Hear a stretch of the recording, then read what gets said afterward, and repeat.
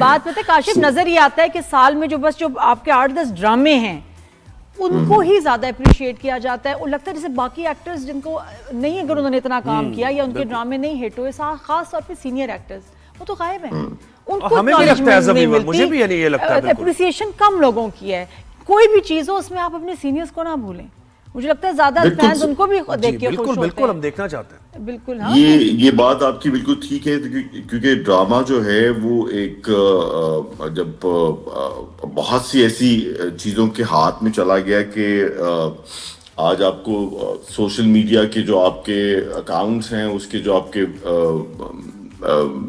कितने आपके फॉलोअर्स हैं, उस पर बहुत डिपेंड करता है। और हर बंदा जो है सोशल मीडिया में इतना एक्टिव नहीं है, मतलब उसके लिए एक्टिव होना बहुत जरूरी है। लेकिन ये और जो एक्टिव है वो बहुत फारिग हैं, जो कमेंट्स कर रहे हैं ना, ये हर दौर के नादिया कुछ तकाजे होते हैं। मुझे लगता है कि आज के एक्टर्स की जो मार्केट है उसमें सोशल मीडिया बहुत बहुत अहम किरदार अदा करता है। तो मेरा ख्याल है कि हम जैसे जो सीनियर लोग हैं उनको ये चीज सीख लेनी चाहिए। लेकिन अब ये होता है कि मुश्किल लगता है, टायरिंग भी लगता है। अच्छा काशिफ, ये बताएं, आपने शो होस्ट भी किया, मतलब माशाल्लाह राइटर है, प्रोड्यूसर है, एक्टर है, जो शो जब कर रहे थे तो क्या होता था, जो हमारे सबके साथ ही आजकल होता है कि जी ये वायरल हो गया, वो गड़बड़ हो गई, वो बात तो ऐसी नहीं की थी, तो जो गेस्ट आपके शो पे आते थे उसमें कौन सी क्लिप्स वायरल हुई, या ये कहा गया हो कि वायरल करें, कोई ऐसी बात करें कि ऐसी वायरल हो? वो शो को याद करो कि बहुत जबरदस्त शो था, मैं भी उसमें एज ए गेस्ट गई थी, बड़ा अच्छा शो था। बिल्कुल, उसके अंदर बहुत सी, क्योंकि वो बड़ा एंटरटेनमेंट टाइप का शो था, उसमें बहुत पॉलिटिशियंस भी आते थे, तो उनको जरा टैकल करना जरा मुश्किल होता था। और थोड़ा सा जो है पीपल्स पार्टी वाले मुझसे नाराज रहते थे उसमें अक्सर औकात, और थोड़ा सा मेरे अगेंस्ट भी रहे। फिर उसके बाद जो है वो यानी कि किसी आर्टिस्ट की स्टेटमेंट वायरल हुई हो, कोई सवाल जवाब उल्टा पड़ गया हो। देखिए नादिया, हर किसी का ना अपना माइंड ऑफ फ्रेम है काम करने का। मतलब मैं उस बहुत सी होता ये था कि वो चाहते थे कि कुछ ना कुछ ऐसा वायरल सी चीज हो, लेकिन आपको क्या पसंद है, आप भी करना चाहते हैं या नहीं करना चाहते, ये बड़ा इम्पोर्टेंट रोल अदा करता है। मेरी कोशिश ये होती थी कि हम स्क्रिप्ट बेस, आपको याद होगा जब आप आई थी तो हम वन गो ही एक तरह का काम करने की कोशिश करते थे, बहुत ही नॉर्मल सा उसको इंटरव्यू करते थे। तो बहरहाल वो 1.5 साल किया, और उसके अंदर 2, 4, 5, 6 चीजें वायरल भी हुई। एक हमारी एक्ट्रेस थी, वो नाराज होके हमारा शो छोड़ के चली गई, थोड़ा उनको कुछ बुरा सा लगा कुछ। फिर आपको बहुत से ऐसे आपको मेहमानों का इंटरव्यू करना पड़ता है जिनके बारे में आपको बताना पड़ता है, जिनका आप करना भी नहीं चाहते, लेकिन फिर भी आपको करना पड़ता है। और उसमें जो है हमारे टिकटॉक के बहुत से ऐसे लोग थे जो और कभी ऐसे लोग आए, क्या होता था? हाँ, टिकटॉकर्स का बताएं क्या काशिफ, जैसे मतलब जैसे कि टिकटॉक में बहुत सी ऐसी दुनिया, टिकटॉक की दुनिया बिल्कुल अलग है ना, मतलब उसको आप इनकार तो नहीं कर सकते। बिल्कुल बिल्कुल। लेकिन बहुत से ऐसे लोग थे, बड़ी बड़ी चैनों वाले, जिनके इंटरव्यू करने पड़ते थे, तो बाहर वो फिर अच्छा, जिनके जाली भी अभी वो हाँ, मैं समझ गया। अच्छा, मुझे लगता है कोई ऐसे लोग आए कि आपने सोचा यार ये बात ही नहीं कर रहा, मैं क्या क्वेश्चन करूं, ये तो है ना सर। पाक देखिए, इंडिया के अंदर कपिल शर्मा का शो अगर आप देखते हैं तो उसके अंदर जितने भी एक्टर्स आते हैं, बड़े बड़े स्टार्स आते हैं, वो जो है उस कपिल का साथ देते हैं, उसके साथ टीम की तरह काम करते हैं। हमारे यहाँ तो मेहमान आ जाता है और वो टांग पे टांग रख के बैठ जाता है, कहता है मैं हंसा के खाओ जरा। तो बहुत सा मुश्किल हो जाता है। तो बहरहाल वो एक अच्छा एक्सपीरियंस था। हमने एक छोटा सा, वो चैनल भी नया था, और एक छोटे से कैनवस पे हमने एक अच्छा काम करने की कोशिश की थी। तो बहरहाल वो ठीक था। सिंगर बड़ी मशहूर हुई है भाई। हाँ, वो निम्रा मेहरा जो थी उस वक्त, मैं तो उधर भी सुना, मैं कितनी प्यारी इसकी आवाज है, उसके बाद तो वो एक सेंसेशन बन गई भाई।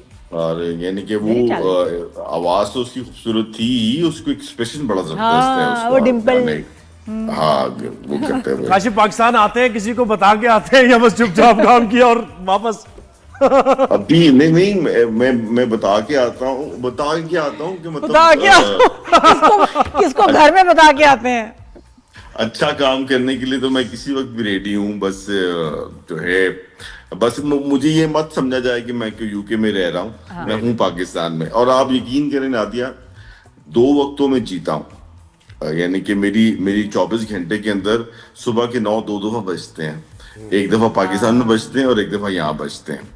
और आप ये देखिए कि ये भी आपकी मोहब्बत है कि आपका पैगाम मुझे मिला। तो इस वक्त मेरे ख्याल सुबह के 5:30 बजे हुए हैं यहाँ पे। माशाल्लाह। अच्छा, इतना टफ स्केड्यूल है आपका, और आपके बेटे हाफिज कुरान भी हैं, माशाल्लाह। तो ये भी यानी बच्चों की तरबियत पर भी आपने फोकस किया हुआ है। उसका क्रेडिट मैं नहीं लेता, वो सारा क्रेडिट जो है ना वो बच्चों की माँ का है। मैं क्या क्रेडिट लूँ उसके अंदर? तो बहरहाल ये एक बहुत एजाज की बात है, और मैं क्रेडिट देता हूँ अपने बेटे को कि जो कि उसको यहाँ पे भी आना पड़ा, और उसने 2 साल अपना यहाँ स्कूलिंग की, फिर बीच में अभी वो 6 मंथ्स के लिए मैंने उसको पाकिस्तान वापस भेजा। तो जो उसका कुरान बाकी रह गया था वो उसने कंप्लीट किया, और माशाल्लाह अब वो एक सर्टिफिकेट वाला, डिग्री वाला हाफिज है माशाल्लाह। क्रिकेट की बात हो जाए, बाबर आजम तो वहां भी नहीं परफॉर्म कर रहे अब। ये बिग मैच में भी नहीं परफॉर्म कर। काशिफ मुझे मैसेज करता है, जैसे कोई ज़ुहैब कुछ कहेगा ना बाबर आजम को, फौरन मुझे मैसेज करेगा, काशिफ ये क्या, ये क्यों कराची में था, बाबर आजम को क्यों कह रहे हैं? कफील ही की रिकॉर्डिंग पे था, और सुबह के वक्त था, शायद उस दिन शूट नहीं था, तो मैंने टीवी ऑन किया तो आप दोनों बाबर आजम के बारे में बात कर रहे थे। तो आप दोनों जिस तरीके से बात कर रहे थे, दोनों नहीं फिर मुझसे रहा नहीं गया। हाँ, नहीं, फिर मैंने ठीक है भाई, नादिया फैन को, फिर होते हैं, मैंने बिल्कुल। नादिया को तकरीबन 500 मैसेज किए होंगे, हाँ। जिसमें मैंने फिर नेक्स्ट डे बहुत सी बात की। तो बहरहाल देखिए ज़ुहैब, अगर बाबर आजम की ज्यादा बात करते हैं ना, वो अक्सर आप अगर आप क्रिकेट खेलते हैं तो अक्सर आप ये समझते हैं कि हम लोग जो हैं, हमने इतनी तनकीद की है बाबर आजम के ऊपर पाकिस्तानियों ने। अब मैं सिर्फ आपसे एक बात पूछना चाहता हूँ कि जितने भी क्रिकेट के जितने भी एक्सपर्ट्स बैठे हुए हैं, मुझे लगता है कि उनसे ज्यादा क्रिकेट की समझ, मुझे सिर्फ इतनी बताइए कि जब बाबर आजम स्टेडियम जाता है और पूरा 25-30 हजार लोग बैठे होते हैं, तो वो लोग बाबर क्यों करते हैं? वो तो जब शाहिद आफरीदी भी जाता था तब भी शाहिद आफरीदी करते थे, आफरीदी होता था, वो मसला नहीं है। एक सेकंड, तो क्या बाबर आजम जो है उनके घर राशन देता है?